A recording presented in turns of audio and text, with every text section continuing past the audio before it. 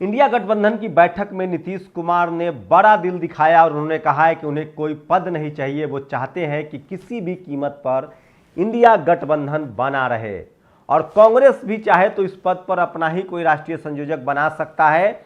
नीतीश कुमार की कोशिश है कि जो उन्होंने कोशिश की थी तमाम विपक्षी दलों को एक साथ लाने के लिए, उसको पूरी तरह से इंप्लीमेंट किया जाए। मतलब साफ है कि ओवैसी और मायावती जी को भी गठबंधन में लिया जाए।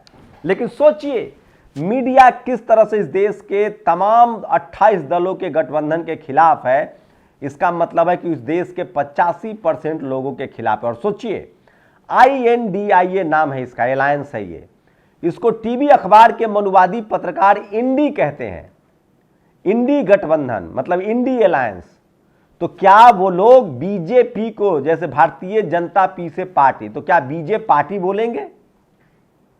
एनडीए नेशनल डेमोक्रेटिक अलायंस है उसका नाम, क्या उसको एनडी अलायंस बोलेंगे? सोचिए जिस मीडिया को नाम लेने में इतनी नफरत है, वो मायावती जी से, अखिलेश यादव से, तेजस्वी यादव से, लालू यादव से, स्टालिन से और हमारे आप से और इस देश के तमाम 90-95% लोगों से कितना नफरत करता होगा।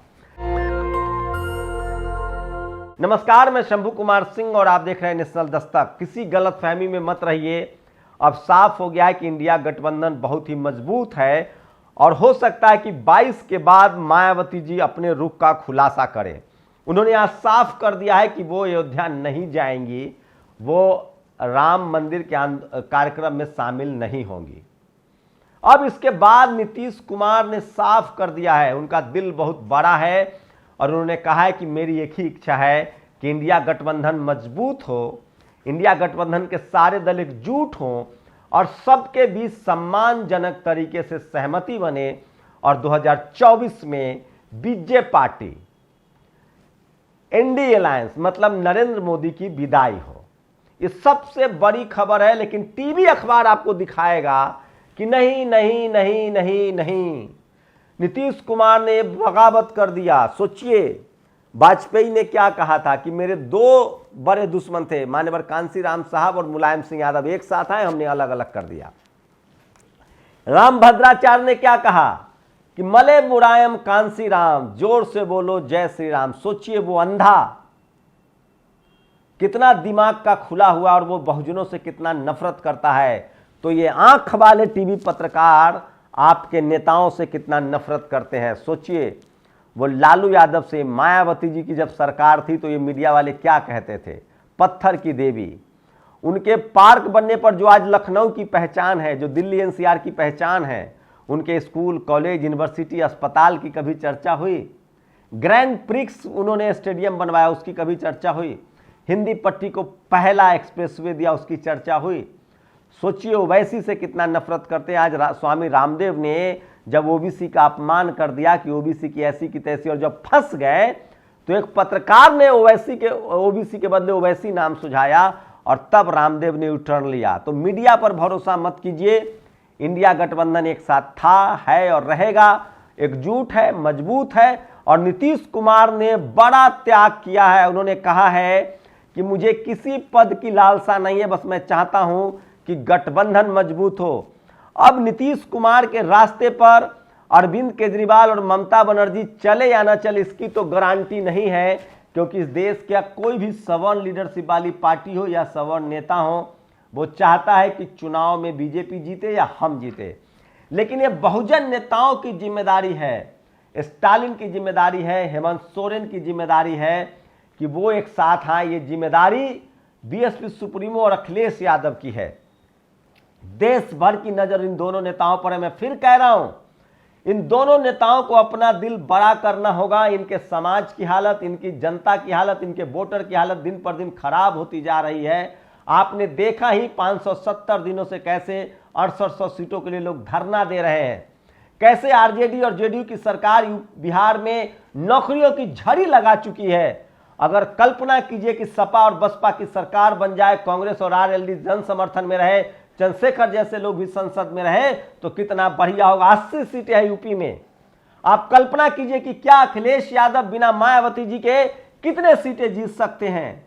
लेकिन आप कल्पना कीजिए कि अगर बीएसपी सुप्रीमो मायावती को वो 40 सीटें भी देते हैं या 30 सीटें भी मिलती है तो स्ट्राइक रेट कितना बेहतर हो जाएगा। और सवाल है, यही सवाल लागू होता है बीएसपी पर कि वो कितनी अकेले सीटें जीत सकती है। इसका मतलब है कि बहुजन समाज के नेताओं को अपना जो हट है उसको किनारे करना पड़ेगा। और ये नैतिक जिम्मेदारी अखिलेश यादव की है, रामगोपाल यादव की है कि जैसे ही मीडिया, मनुवादी मीडिया उनके मुंह में माइक लगाए वो कुछ ना बोले। और सोचिए, कांग्रेस के तो चारों उंगलियां घी में है। कांग्रेस तो बिहार में भी सीट लेगी, यूपी में भी सीट लेगी, झारखंड में भी सीट लेगी, दिल्ली में भी सीट लेगी, और मायावती जी से गठबंधन करने के बाद राजस्थान, मध्य प्रदेश, छत्तीसगढ़ में भी उसके वारे न्यारे हो जाएंगे। कर्नाटक में उसकी लॉटरी लग जाएगी, तेलंगाना में लॉटरी लग जाएगी, आंध्र प्रदेश में लॉटरी लग जाएगी, छत्तीसगढ़ में लॉटरी लग जाएगी, राजस्थान में, मध्य प्रदेश में, क्योंकि बीएसपी का सुप्रीमो का जनाधार पूरे देश में। लेकिन कल्पना कीजिए, अब नीतीश कुमार ने रास्ता खोल दिया है बीएसपी सुप्रीमो मायावती के लिए। उन्होंने कहा है कि हमें नहीं बनना है संयोजक। तो अब क्या दिक्कत है? बीएसपी सुप्रीमो मायावती जी को प्रधानमंत्री का उम्मीदवार बनाया जाए, और इसके बाद इस देश की मनुवादी मीडिया की हैसियत नहीं है कि वो मायावती जी के खिलाफ एक शब्द बोल दें।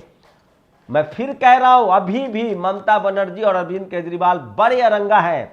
सवाल है कि जब नीतीश कुमार ने मना कर दिया है तो मायावती जी के साथ क्या प्रॉब्लम है। और सब लोग आए, चुनाव जीत कर आए, आपस में बैठे। आप कल्पना कीजिए, मैं सिर्फ कह रहा हूं, कोशिश करनी चाहिए। अगर मायावती जी इस देश की प्रधानमंत्री हो, नीतीश कुमार जी इस देश के राष्ट्रपति हो, अखिलेश यादव यूपी के मुख्यमंत्री हो, तेजस्वी यादव बिहार के मुख्यमंत्री हो, ये ख्याली पुलाव नहीं है मेरे दोस्तों। ये संभव है अगर बहुजन नेता एकजुट हो जाए और उन तक एक वीडियो पहुंच जाए।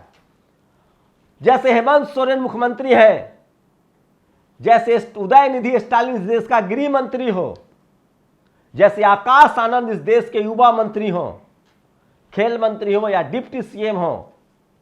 आप सोचिए, बहुजन समाज इस देश में चंद्रशेखर जैसे मंत्री हो, एजुकेशन मिनिस्टर हो, जो बिहार के हैं, देश के हो, जो नौकरियां बांट रहे हैं। इस देश में राजेंद्र पाल गौतम जैसे लोग हो, जिनको सोशल जस्टिस के जो लड़ाई लड़ते हुए उन्होंने अपना पद त्याग दिया। इस देश में तभी संविधान मजबूत होगा जब बहुजन नेताओं की हिस्सेदारी तय होगी, और जब नीतीश कुमार जैसे लोग, आरजेडी जैसे लोग सत्ता में आएंगे। सोचिए, नीतीश कुमार ही प्रधानमंत्री हो, मायावती जी राष्ट्रपति हो, क्या दिक्कत है? बिहार की तरह नौकरियों का अंबार लगेगा, और तब कोई राम मंदिर जाने से राष्ट्रपति महामहिम द्रौपदी मुर्मू को नहीं रोक सकता है। मैं फिर कह रहा हूं, बहुजन समाज को सोशल मीडिया पर कैंपेन चलाना चाहिए। ये मनुवादी मीडिया दिखाएगा कि नीतीश कुमार नाराज है, गुस्से में है। ये रोज गोल पोस्ट बदलते हैं। मनुवादी मीडिया का दो ही एजेंडा है। उसे पता है कि अरविंद केजरीवाल और कांग्रेस को लड़ाना है, ममता बनर्जी और कांग्रेस को लड़ाना है, और ये तो लड़ेंगे। लेकिन उनका एजेंडा सबसे बड़ा है, यूपी में अखिलेश यादव और मायावती को मिलने न दिया जाए, आरएलडी को न मिलने दिया जाए, चंद्रशेखर को न मिलने दिया जाए, कांग्रेस को न मिलने दिया जाए। इनका एजेंडा है नीतीश कुमार और आरजेडी किसी तरह से अलग अलग हो जाए। मैं फिर कह रहा हूं, बहुजन समाज को, अपने समाज के हितों के लिए नेताओं को अपने अपने हट को छोड़ना पड़ेगा।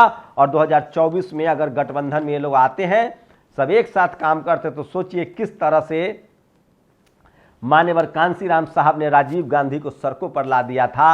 और जब उन्होंने नारा दिया, जिसकी जितनी संख्या भारी उसकी उतनी हिस्सेदारी, वोट हमारा राज तुम्हारा, नहीं चलेगा, नहीं चलेगा। वोट से लेंगे सीएम पीएम, आरक्षण से लेंगे एसपीडीएम। उसके बाद इस देश में ईवीएम लाया गया, और 2007 से मायावती जी लास्ट चुनाव उन्होंने 2007 में जीता था। 12 तक उनकी सरकार चली, 12 से 17 तक अखिलेश जी की सरकार चली। उसके बाद से वो कोई चुनाव नहीं जीती। अखिलेश यादव 10 साल से कोई चुनाव नहीं जीते हैं 2017 से। कैसे कैसे आरजेडी और जेडीयू की सरकार चल रही है। बहुजन के नाम पर एक स्टालिन की सरकार है। बहुजन समाज के नेताओं को समझना पड़ेगा, ये अंतिम मौका है। इस देश से आरक्षण खत्म हो रहा है, संविधान खत्म हो रहा है, बहुजन समाज के लोग का एफआईआर दर्ज नहीं हो रहा है, लोग मारे जा रहे हैं, बेरोजगारी बढ़ रही है, मजदूरी बढ़ रही है। बाबा साहब के सपनों का भारत बनाना है तो संविधान को जिंदा रखना पड़ेगा, संवैधानिक मूल्यों पर चलना पड़ेगा।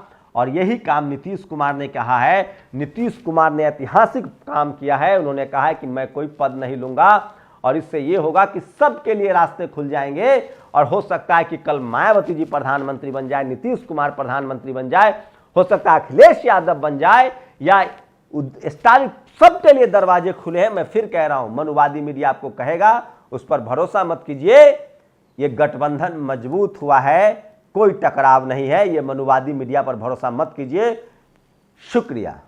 नेशनल दस्तक की आपसे गुजारिश है कि अगर इसको बचाना चाहते हैं तो नेशनल दस्तक को सब्सक्राइब करने के लिए रेड कलर के सब्सक्राइब बटन को दबाएं, फिर बेल आइकन की घंटी दबाएं।